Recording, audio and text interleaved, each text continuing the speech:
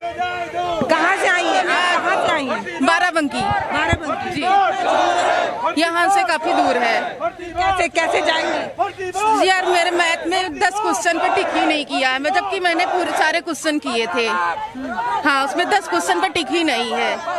उसमें दिखाया जा रहा है कि हमने 10 क्वेश्चन किए ही नहीं। सारा अटेंड की थी जबकि ये सारा किए थे। अच्छा, हाँ, सारा किए थे।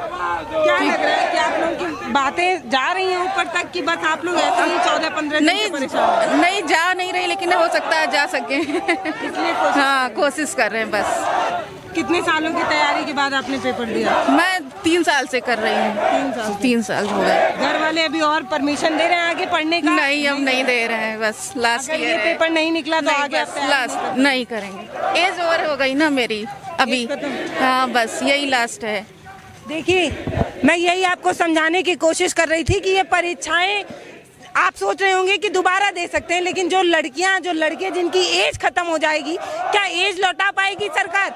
आप ऐसे समझिए कि 4-5 सालों में एक बार एक मुश्किल से एक कोई परीक्षा होती है, उस परीक्षा को कराने में 2-4 साल लग जाता है। फिर बाद में जब वो परीक्षा हो भी जाती है तो पता चलता है बच्चों को कि ऐसा फ्रॉड हुआ है, ऐसा फ्रॉड हुआ है। एक बच्चा कार में बैठकर पेपर दे रहा है और बाद में ये बच्चा निकल भी जा रहा है।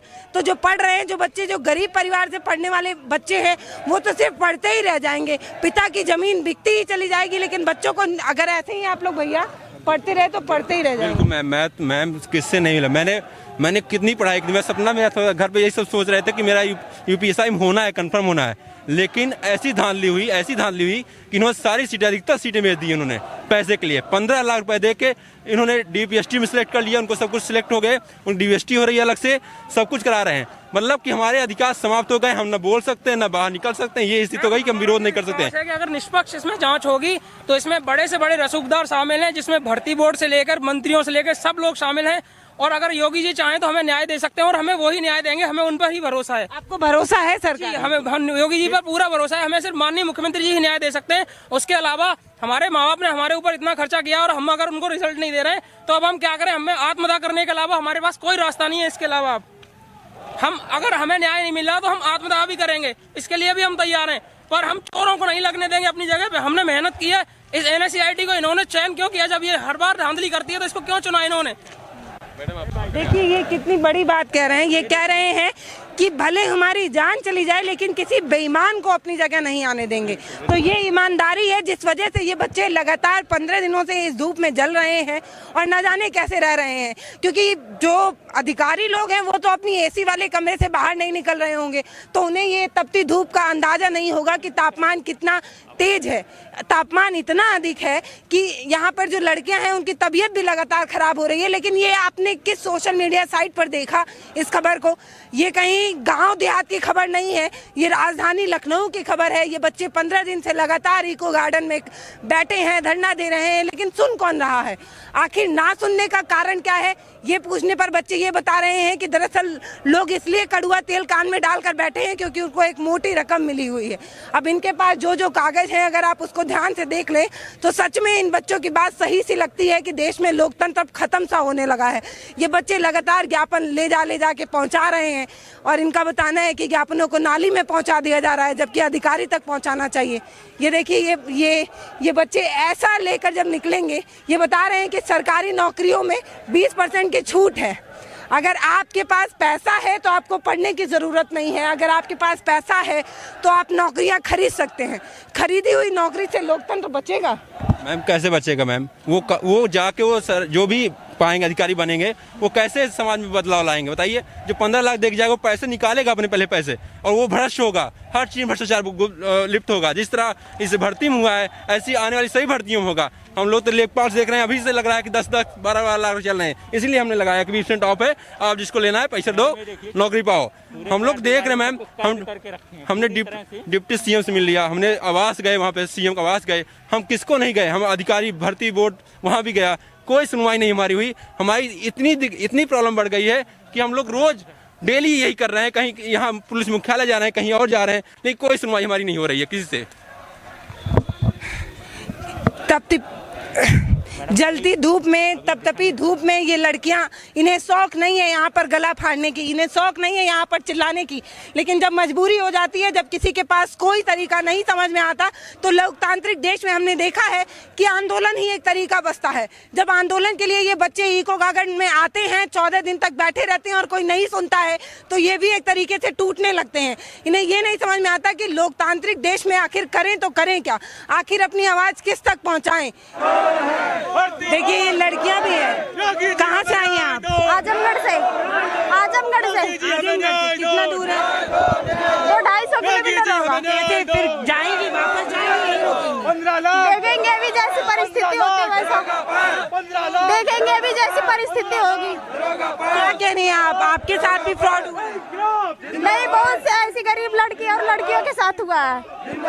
हाँ। क्या करते हैं पिताजी? फैक्ट्री में काम करते हैं।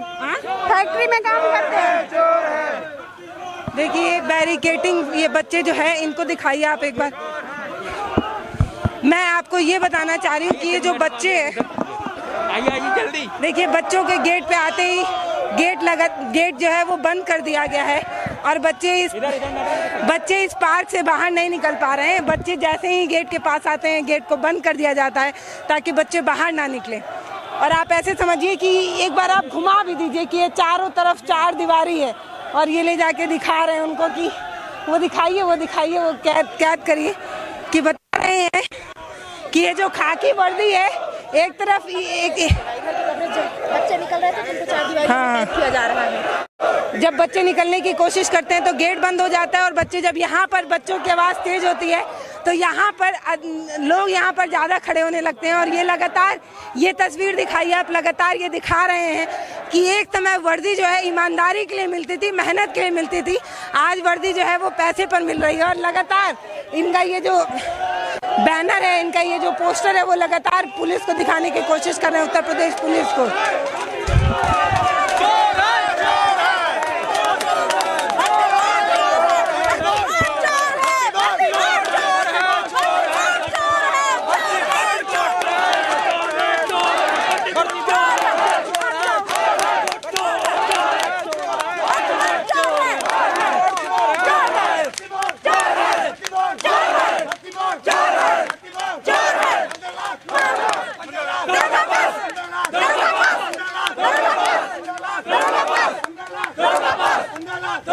कह रहे हैं भर्ती बोर्ड चोर है और 15 लाख दरोगा पास। कह रहे हैं भर्ती बोर्ड जो है वो चोर है और 15 लाख दरोगा पास, यानी कि इनको अपनी भर्ती प्रक्रिया पर, जो भर्ती करने की जो प्रक्रिया है उस पर भरोसा नहीं है। और ये बच्चे लगातार बोल रहे हैं कि जो परीक्षा हुई है उसमें जो धांधली हुई है उससे इनका विरोध है, इनका सरकारों से विरोध नहीं है। इनकी आवाज़ बस सरकार तक नहीं पहुंच पा रही है। इनका ये कहना है कि ये आवाज़ तो उठा रहे हैं लेकिन आवाज़ इस दीवार से बाहर नहीं जा पा रही है। ये चिल्ला तो रहे हैं लेकिन कोई सुन ही नहीं रहा है। ये कह रहे हैं कि आज से नहीं, करीब 15 दिन से लगातार ये बच्चे ऐसे ही लगातार चिल्ला रहे हैं लेकिन कोई सुन ही नहीं रहा है। चिल्ला कर ये बच्चे थक तो जाएंगे लेकिन आवाज़ जिन तक पहुँचनी चाहिए वो तक नहीं पहुँच पा रही है। जिनके पास पैसा है उनको VIP ट्रीटमेंट दी जा रही है इन बच्चों का। देखिए ये बच्चे लगातार कह रहे हैं 15 लाख दरोगा पास, और जो भर्ती प्रक्रिया है, जो भर्ती करने की तरीके हैं उस पर इनका सवाल है, लेकिन फिर भी कोई सुनने को तैयार नहीं है। और इसमें एक नहीं कई लड़कियां भी हैं जो काफ़ी दूर से आई हुई हैं। ये देखिए जो लड़कियां हैं, ये आप सोच रहे होंगे लखनऊ से हैं, तो ये लड़कियां जो हैं वो लखनऊ से नहीं हैं, ये लड़कियां दूर से आई हैं। कहाँ से आई हैं आप? प्रयागराज से। प्रयागराज से। जी। घर वाले मना नहीं करते आंदोलन में आने? घर वाले बहुत परेशान हो गए, हम लोग का सिलेक्शन है, उनको कितनी तकलीफ हो रही है मेरे घर वालों को, कैसे बताएं उनको। हम लोग ये कह रहे हैं कि अगर आपको पैसे चाहिए तो हम लोगों से ले लें।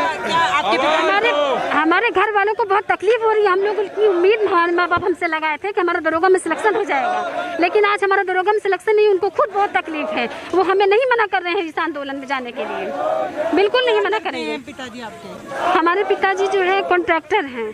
क्या है? कॉन्ट्रैक्टर हैं। जी। तो कितने साल की तैयारी के बाद आपने ये परीक्षा दी? मैम हम लोग जो है 2019 से जो है तैयारी कर रहे हैं। 2019 से लेके हम लोग तैयारी कर रहे थे, 3 साल तैयारी किए और तैयारी करने के बाद जो हम लोग का ये रिजल्ट आएगा तो हम लोग को कितनी तकलीफ होगी बताइए, आप ही बताइए। यहाँ पे जो है आज देखे थे भर्ती बोर्ड पे 2 लड़कियाँ थी, पैसे लेके वहाँ पे वो उन लोगों का अंदर से DVPST कराया जा रहा था भर्ती बोर्ड पे। वो सोनम देख के आई थी, जो हमारे यहाँ की जो लीडर है वो देख के आई थी, बताइए मुझे फोटो खींच के दिखाई थी। देखिए ये लड़कियां कह रही हैं कि जिनके पास पैसा है उनको VIP ट्रीटमेंट दी जा रही है। आप बैग में पैसा लेकर आइए, आप दौड़िए नहीं तो भी सिलेक्शन। बिल्कुल अंदर से सब कुछ हो जा रहा है, DVPST अंदर से हो जा रहा है। वो आज एक बंदे को हमारे यहाँ कुछ लोग गए थे, देखे थे, वो अंदर से सेलेक्ट हो गया और वो दिखा ही नहीं, वहाँ फील्ड में दिखा ही नहीं DVPST के लिए। देखिए ऐसे ही जैसे दरोगा जैसी एक पोस्ट पर ऐसी धांधली होगी, आप समझिए कि एक मोटी रकम लेकर अगर ऐसे ही प्रशासनिक अधिकारी बनने लगे, लोग दरोगा बनने लगे, तो आप सोचिए कि भ्रष्टाचार कम होगा या बढ़ेगा, ये एक सवाल तो है ही। ये बच्चे शौकिया यहाँ धूप में चिल्ला नहीं रहे हैं।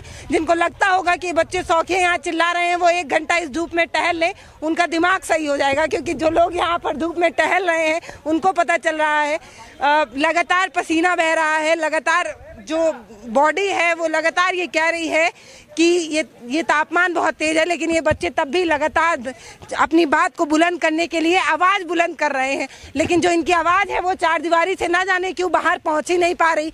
आज एक दिन नहीं बल्कि 15 दिन से लगातार ये बच्चे ऐसे ही बोल रहे हैं, लेकिन सुनने वाले जो लोग हैं उन्होंने कान में इस तरीके से तेल डाल रखा है कि ये आवाज़ कितनी भी तेज कर ले उन तक पहुँच ही नहीं पा रही है। तो सवाल ये है कि क्या जो गरीब तबका है वो ऐसे ही तैयारी करता रहे, वो ऐसे ही दिन रात 4 घंटे 6 घंटे की पढ़ाई, 8 घंटे 10 घंटे, कहीं कहीं बच्चे 12-13 घंटे पढ़ाई करते हैं। पढ़ाई करने के बाद जब वो नौकरी के लिए जाते हैं तो ऐसी धांधली होती है और उनका नाम हट जाता है। इसमें कई ऐसी लड़कियां हैं जिन्होंने बताया कि वो करीब 5-5 महीने से 6-6 महीने पे से ग्राउंड पर दौड़ कर पसीना बहा रही हैं, लेकिन उनका नाम ही तक नहीं आया। पेपर देने के बाद उनको ये उम्मीद थी कि उनका नाम आ जाएगा, क्योंकि जो पेपर देने जाता है उसको पता होता है कि किसका सिलेक्शन होगा किसका नहीं। उनका नाम तक नहीं आया। बच्चों के हाथ में जब आप कागज़ देखते हैं जो ये प्रूफ के रूप में दिखा रहे हैं तो आपका जो सिर है वो घूमने लगेगा, क्योंकि बच्चे बताएंगे कि आपको 90 से अधिक नंबर ला रहे हैं, लोग 90% से अधिक नंबर पेपरों में आ रहे हैं। तो ये बच्चे कह रहे हैं कि आखिर वो बच्चे कौन है जिनको लगातार इतने अधिक नंबर मिल रहे हैं। आज ही से नहीं बोल रहे हैं, आप अखबारों की कटिंग को देखेंगे तो आपको पता चलेगा कि ये जो बच्चे बोल रहे हैं वो गलत नहीं है, क्योंकि कई अखबारों में उस चीज़ की पुष्टि भी हो रही है कि पेपर देने कोई और जाता है और जब बाद में फिजिकल होता है तो पता चलता है कि उनका फिंगरप्रिंट मैच नहीं कर रहा है। इस तरीके की चीज़ें भी जब सामने आती हैं तो बच्चे हताश होते हैं, निराश होते हैं। और जब बच्चे ऐसा पोस्टर लेके निकले कि आप जो है 15 लाख लाइए, 20 लाख लाइए और जो पोस्ट चाहिए वो ले जाइए, इस तरीके से आप समझिए जब ऐसा चलता रहेगा तो आपको लगता है कि क्या लोकतंत्र बचेगा। इसीलिए बच्चे कभी गांधी जी बन रहे हैं, कभी भीमराव अम्बेडकर बन रहे हैं, जो तरीका समझ में आ रहा है वो सब तरीका आजमा रहे हैं, लेकिन उनकी आवाज़ ये दीवारी से बाहर निकल ही नहीं पा रही है। तो एक तरीका सा बन गया है यहाँ पर कि आप कितना भी तेज चिल्ला लीजिए, लेकिन आपकी आवाज़ को दबाने के लिए ऐसी दीवारियाँ बन जाएंगी, ऐसे बैरिकेटिंग लगा दिए जाएंगे। बच्चे यहाँ पर 15 दिन क्या 1 महीने तक चिल्ला लें, लेकिन जब सुनने वाले सुनने को ही नहीं तैयार होंगे, सुनने वाले जब कान में तेल डालकर बैठे रहेंगे तो ऐसे ही बच्चे चिल्लाते रहेंगे। कुछ लोग चक्कर खा के गिरेंगे, कुछ लोग अस्पताल में भर्ती हो जाएंगे, लेकिन जब सुनने वाला नहीं तैयार होगा तो आप कितना भी तेज चिल्ला लेंगे कोई फर्क नहीं पड़ता। जो गरीब तबका है जिसके पास 15-20 लाख रुपए नहीं है वो नौकरी का सपना छोड़ ही दे। अगर सपना तब भी जिंदा रखता है तो ऐसे ही आंदोलन करे, अपना गला चिल्लाए, गला फाड़े, लेकिन कोई सुनने को तैयार नहीं।